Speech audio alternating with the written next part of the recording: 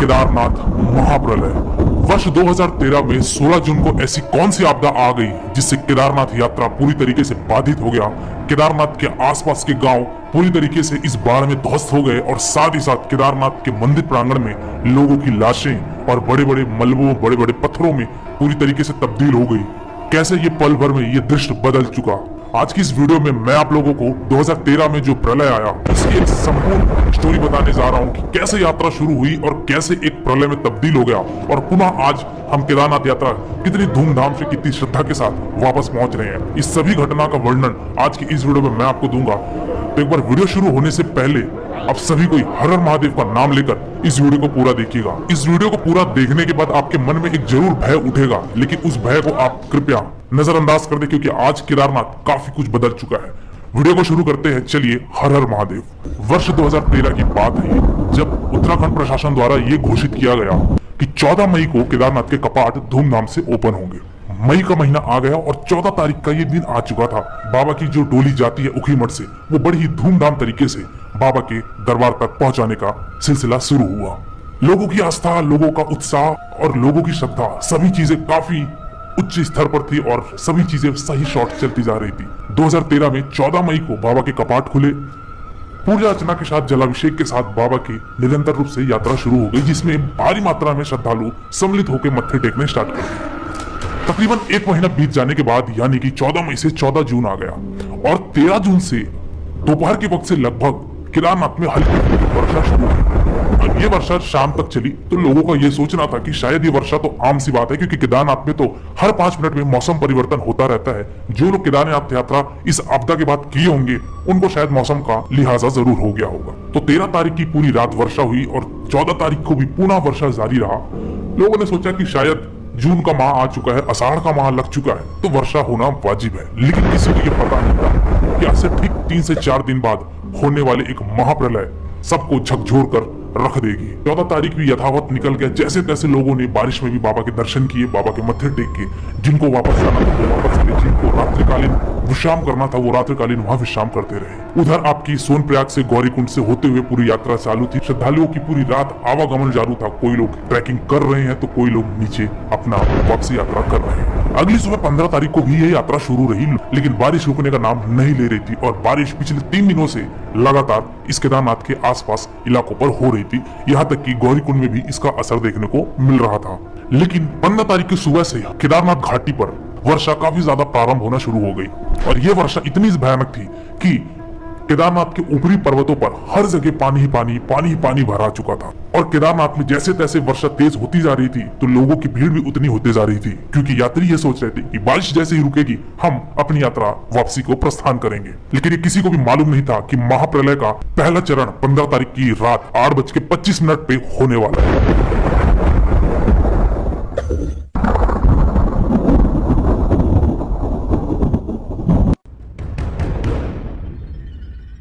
लेकिन ये किसी को भी मालूम नहीं था कि महाप्रलय का पहला चरण 15 तारीख की रात 8:25 पे होने वाला है। सारे श्रद्धालु वहां पे शेड के नीचे, होटलों में, लॉजेस में और केदारनाथ के मंदिर प्रांगण के आसपास छुपकर बारिश रुकने का इंतजार कर रहे थे। शाम ढलती गई, अंधेरा होता गया और रात को 8:25 15 जून 2013 को केदारनाथ मंदिर से 200 मीटर पे एक बड़ा सा पर्वत का लैंडस्लाइड हो गया और इस लैंडस्लाइड में काफी कुछ तबाह हो गया, जैसे होटल्स, लॉजेस, 1-2 चाय की स्टॉल और कुछ लोगों की यहाँ पे जान भी गवा गई। पहला मंजर ये था जो कि वहां के आसपास लोग जो छुपे हुए थे वो बहुत ही ज्यादा सदमे में आ चुके थे कि उनके साथ कुछ ऐसा ना हो जाए। लेकिन किसी को भी अंदाजा नहीं था कि ये एक छोटा सा प्रारूप है इस पूरे महाप्रलय का।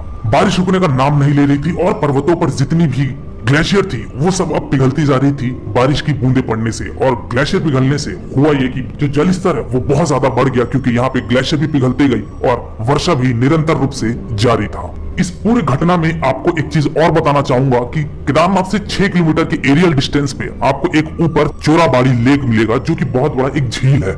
और ये चोराबाड़ी झील पे पानी का जल स्तर बहुत ज्यादा हो चुका था, मानो कि अब ये फटने ही वाला है और केदारनाथ की तरफ आने ही वाला है। लेकिन शायद उस दिन देवों के देव महादेव काफी ज्यादा क्रोधित थे और उन्होंने ठान रखा था कि ये महाप्रलय तो अवश्य होगा। जैसे तैसे 15 तारीख की रात गुजर गई। लोग जैसे तैसे छज्जों के नीचे, लॉजेस में, लोगों के साथ दुकानों पे अपनी कैसे भी करके रात गुजारती है। 16 तारीख की सुबह लगातार हो रही वर्षा और ऊपर बादली चक्रवात बनता ही जा रहा था और पानी रुकने का नाम भी नहीं ले रही थी। केदारनाथ में काफी मात्रा में श्रद्धालुओं की भीड़ हो चुकी थी, लेकिन किसी ने भी ये कल्पना भी नहीं की होगी कि केदारनाथ की एक ऐसी आपदा से इनको जूझना पड़ेगा जिससे लोग अपने परिवारों, अपने रिश्तेदारों को अपनी आंखों के सामने इस मौत के मंजर से बहता हुआ देखेंगे। 16 तारीख की शाम ढली और रात में अचानक से चोराबाड़ी लेक में पानी का बहाव बहुत ज्यादा हो चुका और ऊपरी चक्रवात बादल पे बनने लगा। बादल का चक्रवात इस तरीके से उठा कि अचानक से बादल फट गया और ये बादल फटते साथ ही चोराबाड़ी लेक, आसपास की पहाड़ियों, आसपास की केदारनाथ घाटियां सभी पानी से लबालब भर चुकी थी और यही महाप्रलय का एक विशाल रूप धारण कर लिया। चोराबाड़ी लेक में भरते साथ ही इस तरीके से पानी का बहाव केदारनाथ मंदिर की तरफ बढ़ता चला और देखते ही देखते मंदिर के आसपास hotels, lodges, rest house, guest house, दुकानें, लोगों की जान, लोगों की परिवार की रिश्तों की डोर, सब कुछ मलबे में बहकर नीचे घाटी पे चला गया। केदारनाथ में रास्तों पर पानी का बहाव काफी ज्यादा हो चुका था और जैसे जैसे वर्षा बढ़ती जा रही थी, यहाँ पे मंदाकिनी नदी का भी उफान काफी ज्यादा विशाल रूप था। इसकी गर्जना इतनी भयानक थी कि लोगों को वर्षा के साथ साथ मंदाकिनी नदी के गर्जना भी बहुत ज्यादा भयभीत कर दे रही थी और देखते ही देखते सारी चीजें ध्वस्त हो चुकी थी। लोग ऐसे बह जा रहे थे जैसे ताश के पत्ते हो। एक तरफ जो मंदिर के आसपास लोग छुपे हुए थे, कुछ समय पहले यहाँ पे हर हर महादेव की लोगों की पुकार थी, लेकिन ये मौत का मंजर देख लोगों की चीख पुकार जान बचाओ पे बदल चुकी थी। सब कुछ तबाह हो चुका था, सब कुछ बह चुका था। यहाँ पे मंदाकिनी नदी के साथ ये महाप्रलय भी एक ऐसा विशाल रूप धारण कर लिया जिससे केदारनाथ के सारे रास्ते ध्वस्त हो चुके। केदारनाथ की सारी घाटियों पे जो रास्ते बने थे वो खत्म हो चुके। गौरीकुंड और केदारनाथ के बीच में एक गांव पड़ता था जो कि बड़ा गांव कहलाता था, वो था रामबाड़ा।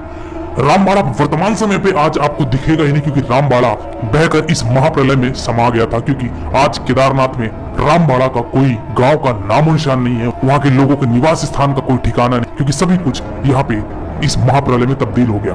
और भी रामबाड़ा के साथ साथ गुप्तकाशी के आसपास जितने भी छोटे गांव थे वो सब इस 2013 के महाप्रलय पे समावेश होके बह चुके थे। चोराबाड़ी ताल से जो भी पानी इस केदारनाथ मंदिर की तरफ बढ़ता चला आ रहा था, पर्वत के सारे बड़े बड़े बोल्डर्स, चट्टाने, सब कुछ मंदिर की तरफ बढ़ते चले आ रहे थे और लोगों को अपने साथ सम्मिलित करके इस महाप्रलय में बहा ले गए। इसी बीच हुआ कि केदारनाथ के ऊपर से चोराबाड़ी लेक से एक बहुत बड़ी सी चट्टान, एक बहुत बड़ी सी शिला आके मंदिर के ठीक पीछे आ खड़ा हुआ और यहीं से इस महाप्रलय का पानी दो हिस्सों में बढ़ गया, एक दाहिनी तरफ और एक बाईं तरफ, जिससे मंदिर को कोई क्षति नहीं हुई और मंदिर में 10 से 12 फुट का पानी प्रवेश किया, लेकिन वो भी कुछ घंटों में बाहर निकल गया और मंदिर को कोई क्षति नहीं पहुंची। उधर दूसरी तरफ ये पानी नीचे जाकर यानी कि गौरीकुंड, सोनप्रयाग से होते हुए, देवप्रयाग, रुद्रप्रयाग से होते हुए ये असर ऋषिकेश के राम झूला, लक्ष्मण झूला, सब कुछ ऐसा लग रहा था कि शायद आज ऋषिकेश भी तबाह होने वाला है। यहाँ तक कि हरिद्वार की गंगा नदी का जल उफान इस तरीके से था कि आसपास के लोग काफी सहम गए थे कि शायद उनके साथ भी कोई ऐसी हादसा ना हो जाए। आखिर ऐसा क्या हुआ केदारनाथ में जो कि मंदाकिनी नदी, गंगा नदी का जलाशय इतना उठ चुका और यहाँ पे सभी चीजें, होटल, धर्मशालाएं सब मलबे में तब्दील होते जा रही है। इस महाप्रलय की जल की रफ्तार 40 से 50 किलोमीटर की रही होगी, जो कि कई किलोमीटर की ऊंची पर्वतों से, ऊंची पहाड़ियों से, चोराबाड़ी लेक से, केदार घाटी से ऐसा पानी का बहाव दिख रहा था कि सब तरफ जल ही जल, मौत ही मौत और मंजर ही मंजर नजर आ रहा था। ये महाप्रलय इतनी आसानी से खत्म नहीं हुआ, इसका सिलसिला काफी समय तक चलता रहा। यहाँ तक कि अगली सुबह 17 तारीख को भी यह पानी का जलाशय उसी रूप पर अपना विशाल रूप धारण करके महाप्रलय बनकर बहता गया। इधर आसपास के गौरीकुंड, सोनप्रयाग में बहुत सारे लोग, बहुत सारे प्रोजेक्ट जो चल रहे थे, ब्रिज कंस्ट्रक्शन, बस अड्डा, सब कुछ पानी में तबाह हो चुका था और एक पहाड़ ही पूरी खिसक कर पूरी की पूरी पानी में समा चुकी थी।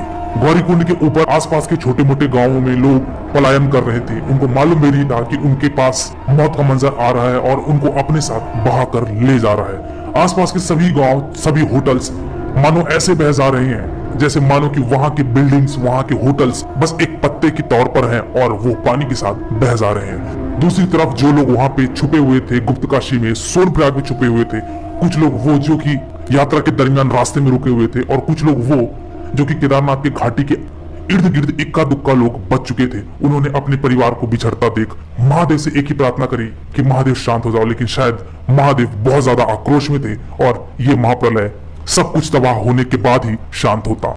17 तारीख को यह सिलसिला कुछ चला और प्रशासनिक तौर पर यहाँ पे देहरादून, हरिद्वार, ऋषिकेश में किसी भी अधिकारी को इसकी खबर नहीं थी कि आखिर केदारनाथ में कुछ ऐसा भी हुआ है।